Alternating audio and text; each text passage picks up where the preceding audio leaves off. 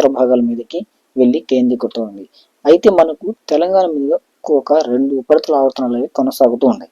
వాటి ప్రభావంతో మనకు తెలంగాణలో కొన్ని చోట్ల ఆకాశం మేఘావృతం ఉండడం, అక్కడక్కడ తేలికపాటి జల్లులతో కూడినటువంటి వర్షాలు పడడం అనేది జరుగుతుంది.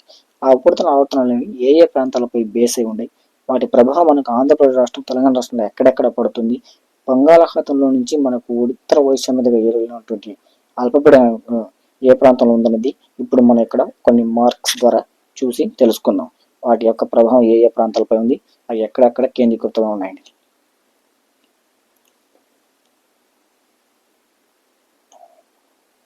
ఇక్కడ చూసినట్లయితే మనకు ఈ ప్రాంతంలో అల్పపీడనం అనేది ఉందండి. మనకు ఇది ఛత్తీస్గఢ్, మన ఉత్తర ఒడిశా, పశ్చిమ బెంగాల్ మధ్య ప్రాంతాల దగ్గర ఇది కేంద్రీకృతమై ఈ పాయింట్ ఆఫ్ ప్లేస్ లో ఇక్కడ మనకు ఇది నిలబడి ఉందండి, ఈ అల్పపీడనం అనేది. అయితే ఈ అల్పపీడన ప్రభావం అనేది మనకు ఆంధ్ర రాష్ట్రంపై ఎక్కడ కూడా తన ప్రభావాన్ని చూపించదు. దీని ప్రభావం అనేది మనకు ఎక్కడ కూడా ఆంధ్ర రాష్ట్రంలో ఉండదు. మనకు తెలంగాణ మీదకి అంటే ఇటు మనకు ఈ వైపు నుంచి మనకు అరేబియన్ సముద్రం వైపు నుంచి వస్తున్నటువంటి బలమైనటువంటి ఈ నైరుతి గాలుల కారణంగా ఈ ప్రాంతంలో మనకు ఇలా మధ్యప్రదేశ్ పై నుంచి వస్తున్నటువంటి గాలులతోటి, ఈ వైపు నుంచి వస్తున్నటువంటి ఈ గాలులతోటి తెలంగాణలో మనకు కొన్ని ఉపరితల ఆవర్తనం అనేది ఏర్పడుతున్నాయి. 1-2 చోట్ల గాలుల సమూహంతో కొంత ఉపరితల ఆవర్తనం అనేది ఏర్పడుతూ వాటి ప్రభావంతో 1-2 చోట్ల, అది కూడా ఉత్తర తెలంగాణలో మనకు వరంగల్, నిజామాబాద్, ఆసిఫాబాద్, కరీంనగర్, రామగుండం లాంటి ప్రాంతాలలో మనకు 1-2 చోట్ల వర్షాలు అనేవి పడుతూ ఉన్నాయి. దక్షిణ కోస్తాలో అయితే మనకు రాయలసీమలో అయితే కానీ నెల్లూరు, ప్రకాశం, కడప, తిరుపతి, అన్నమయ్య జిల్లాల్లో ఎక్కడ కూడా అంతగా వర్షాలు అనేవి లేవు.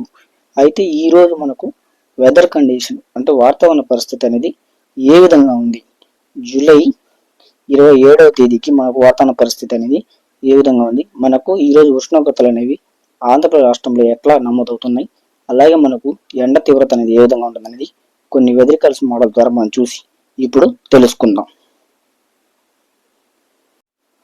ఇందాక మనం వీడియోలో చెప్పుకున్నట్టుగానే మనకు అల్పపీడన ద్రోణి అనేది మనకు ఉత్తర ఒడిశా మీద, పశ్చిమ బెంగాల్ ప్రాంతాల మీద కేంద్రీకృతమైంది ఉందని చెప్పుకున్నాం. యాజ్ ఇట్ ఈస్ గా మనకు ఇక్కడ చూసుకున్నట్లయితే ఈ బ్లూ కలర్, రెడ్ కలర్ కనిపిస్తున్నదంతా మేఘాలు ఉన్నటువంటి ప్రాంతాలు. అలాగే మనకు తెలంగాణ మీద నుంచి మనకు ఛత్తీస్గఢ్ మీదుగా కొన్ని ఉపరితల ఆవర్తనాలు అనేవి ఏర్పడుతున్నాయి. ఆ యొక్క ప్రభావంతో మనకు అక్కడక్కడ చెలికపాటి జల్లులు అనేవి తెలంగాణ ఉత్తర భాగాలు, ఆంధ్రప్రదేశ్ ఉత్తర భాగాల్లో పడతాయని చెప్పుకున్నాం.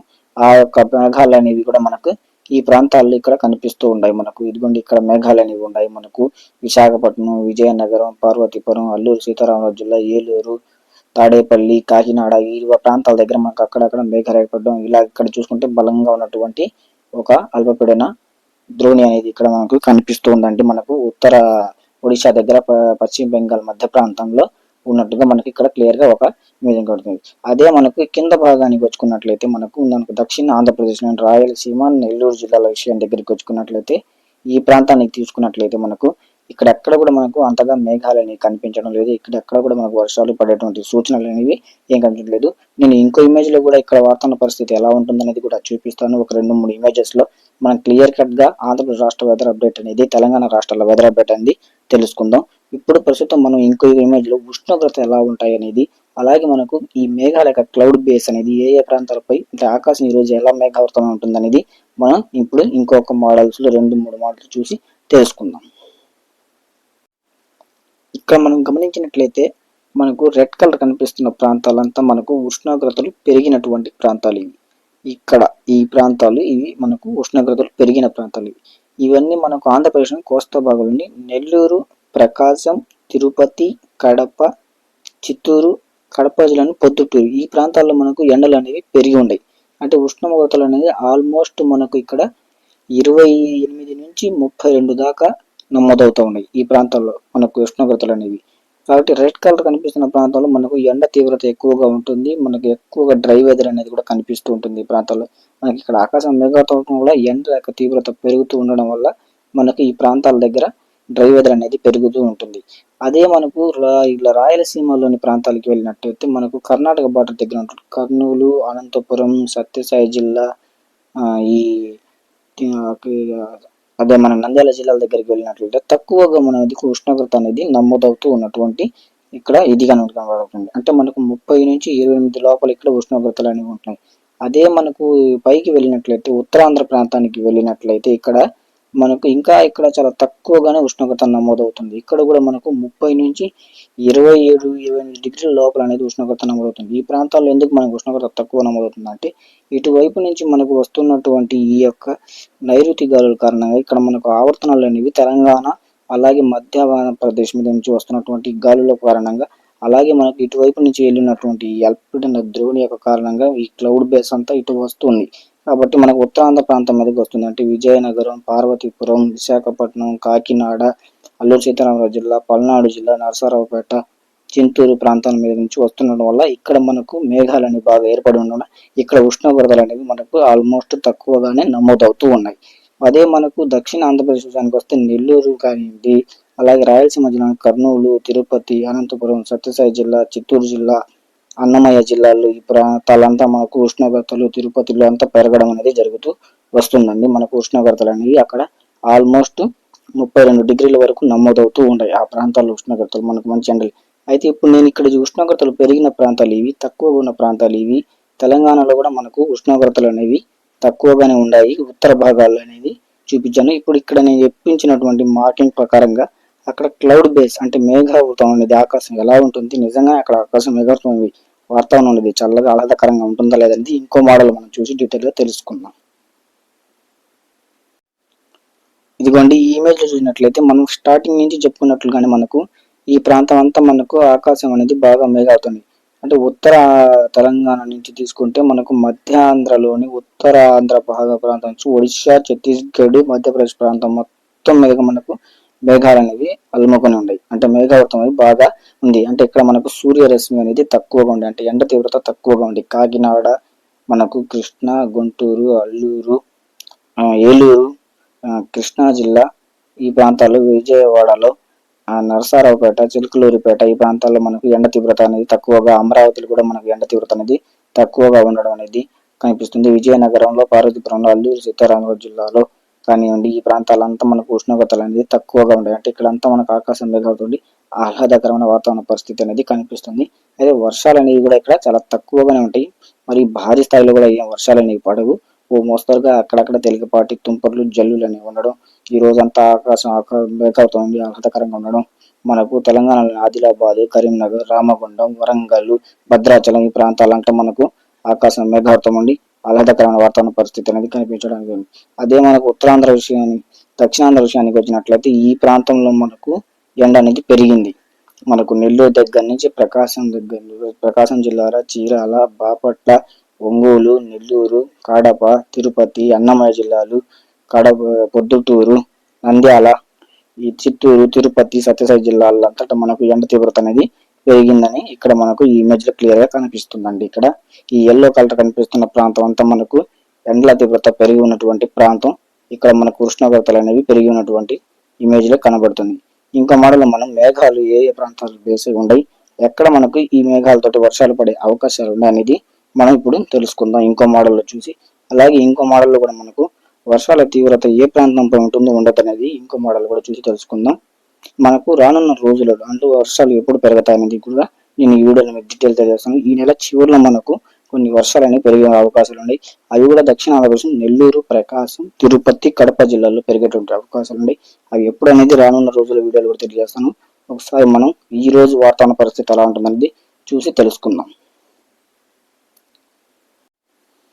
ఈ ఇమేజ్ లో చూసినట్లయితే మనకు మేఘాలు అనేవి అంటే బాగా వర్షాలు కురిపించేటువంటి మేఘాలు ఏ ప్రాంతాల్లో ఉండేవి చూసుకున్నట్లయితే మనకు ఇక్కడ క్లియర్ గా కనబడుతుందండి. ఈ యొక్క అల్పపీడన ప్రభావం అనేది మనకు ఛత్తీస్గఢ్, ఒడిశా ప్రాంతాల దగ్గర బాగా ఉన్నట్టుగా మనకు ఈ ఇమేజ్ లో క్లియర్ గా కనబడుతున్నటువంటి దృశ్యం. ఇక్కడంతా మనకు ఇవి రెడ్ కలర్ లో కనిపించినంత బాగా ఒక మోస్తరు నుంచి వర్షాలను కురిపించేటువంటి మేఘాలు ఉన్నటువంటి ప్రాంతం.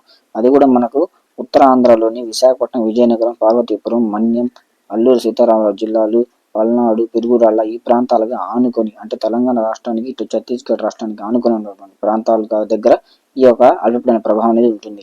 మిగతా ప్రాంతాల్లో ఎక్కడ కనబడడం లేదు. అదే మనకు దక్షిణాంధ్ర విషయానికి వచ్చినట్లయితే ఈ ప్రాంతంలో కడప, ఈ అక్కడ మనకు ఈ కడప దగ్గర అయితే కానివ్వండి, నెల్లూరు అయితే కానివ్వండి, కర్నూలు అయితే కానివ్వండి, ఈ ప్రాంతాలంతా మనకు పెద్దగా ఏది వర్షాలు పడేటువంటి అవకాశాన్ని కంట. అంటే ఇక్కడ డ్రై వెదర్ అనేది మనకు పొడి వాతావరణం అనేది కనిపిస్తుంది. ఆకాశం మేఘావృతం అవుతున్నా మనకు అంతగా వర్షాలు పడేటువంటి అవకాశాలు ఎక్కడ మనకు కనిపించడం లేదు. మనం ఇంకో మోడల్లో కూడా అలాగే వెదర్ కండిషన్ అనేది ఎలా ఉంది, మనకి ఎక్కడెక్కడ వర్షాలు పడేటువంటి అవకాశం ఉంటుంది ఏంటి అనేది ఈ రోజు మనం ఈ జూలై 27వ తేదీకి ఎటువంటి సిచ్యువేషన్ అనేది ఉంటుంది అనేది ఇంకో మోడల్ కూడా చూసి మనం తెలుసుకుందాం. ఈ ఇమేజ్ లో చూసినట్లయితే శాటిలైట్ ఇమేజ్ లో మనం క్లౌడ్ బేస్ అనేది మొత్తం మనకు ఎక్కడే ఉంది. మనకు ఈ ఛత్తీస్గఢ్ మీదే ఉంది. ఎక్కువగా ఆకాశం మేఘావృతం అవడం అనేది కూడా ఈ ప్రాంతంలోనే ఉంది. మనకి ఇక్కడే ఉండే మేఘాలు అనేవి ఈ ప్రాంతాల్లో మనకి ఇక్కడ ఎక్కడ కూడా అంతగా మేఘావృతం అనేది లేదు, తక్కువగా ఉంది. ఇక్కడ మనకు వర్షాలు పడేటువంటి సిచ్యువేషన్ అనేది చాలా చాలా వరకు తక్కువగానే కనబడుతుంది. మనకు ఓవరాల్ గా ఆంధ్రప్రదేశ్ రాష్ట్రం మొత్తం తీసుకున్నట్లయితే కూడా వర్షాలు అనేవి ఈ రోజు జూలై 27వ తేదీకి తక్కువగానే ఉంటాయి. మనకు ఎక్కడ కూడా భారీగా వర్షాలు పడే అవకాశాలు అనేవి లేవు. నేను చెప్పినట్టుగానే ఇందాక మనకు ఈ నెల చివరిలో మనకు వర్షాలు అనేవి పెరుగుతాయి ఆంధ్రప్రదేశ్లో. అవి ఎక్కడెక్కడ పెరుగుతాయి, ఎక్కడెక్కడ పడతాయి అనేది రానున్న రోజుల్లో వెదర్ అప్డేట్లు ఇస్తాను. అంటే ఈ నెల చివరిలో ఉంటాయి. మనకు 30-31 తేదీల్లో మనకు వర్షాలు అనేవి కాస్త ఎక్కువగా పడేటువంటి అవకాశాలు అనేవి ఆంధ్ర రాష్ట్రంలో ఉన్నాయి. అవి కూడా మనకు దక్షిణ ఆంధ్రలోనే ఉంటాయి. అవి ఎక్కడెక్కడ ఉంటాయి అనేది నేను రానున్న రోజుల వీడియోలో మీకు వెదర్ అప్డేట్లు డీటెయిల్ గా తెలియజేస్తాను. ఇంకో మోడల్లో చూద్దాం. మనం వర్షపాత యొక్క సూచన అనేది ఏ విధంగా ఉంది, ఎక్కడెక్కడ మనకి ఎక్కువగా వర్షం పడుతుందా లేదా అనేది ఇంకో మోడల్ మనం చూసి లాస్ట్ వెదర్ అప్డేట్ అనేది ఇది ఈ మోడల్లో మనం ఇమేజ్ లో చూసి తెలుసుకుని ఈ వీడియోని ఇంతటితో ముగిద్దాం. ఇదిగోండి, ఈ ఇమేజ్ లో చూసినట్టే మనకు క్లియర్ గా అర్థమైపోతుంది ఎక్కడ ఎక్కువ వర్షం పడుతుంది, తక్కువ వర్షపాతం ఎక్కడ నమోదవుతున్న విషయం అనేది మనకి ఈ ఇమేజ్ లో చూసుకున్నట్లయితే చివరి ఇమేజ్ ఇది. ఈ ఇమేజ్ చూసినట్లయితే క్లియర్ గా మనకు అర్థమైపోతుంది.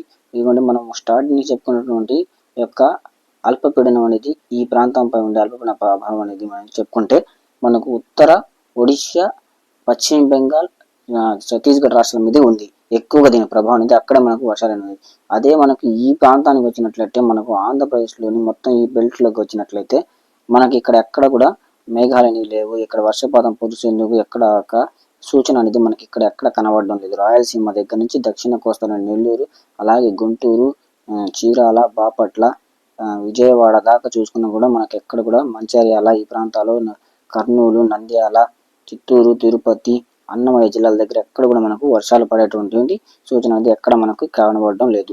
కాబట్టి మనకు ఈ రోజు ఎక్కడ కూడా అంతగా వర్షాలు అనేవి ఉండవు. మొత్తం మనకు ఒడిశా, ఛత్తీస్గఢ్ ప్రాంతాల దగ్గర, అదే ఉత్తరాంధ్రలోని విశాఖపట్నం, విజయనగరం, పార్వతీపురం, మన్యం లాంటి ప్రాంతాల దగ్గర 1-2 చోట్ల మనకు తేలికపాటి తుంపర్లు, జల్లులతో కూడినటువంటి వర్షాలు అనేవి పడేటువంటి అవకాశాలు అనేవి కనిపిస్తున్నాయి.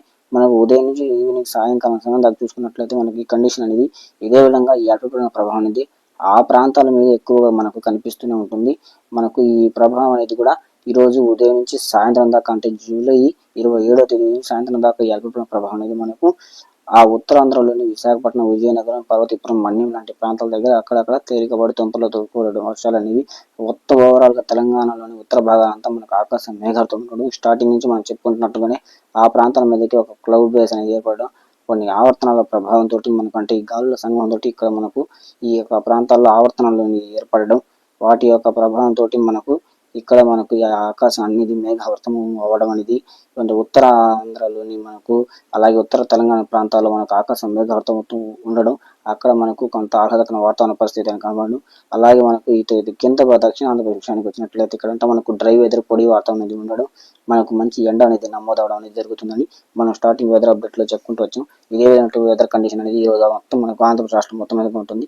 ఇదండి ఓవరాల్ గా ఈ రోజు ఆంధ్రప్రదేశ్ రాష్ట్ర వాతావరణం సంబంధించిన వీడియో. నా వీడియో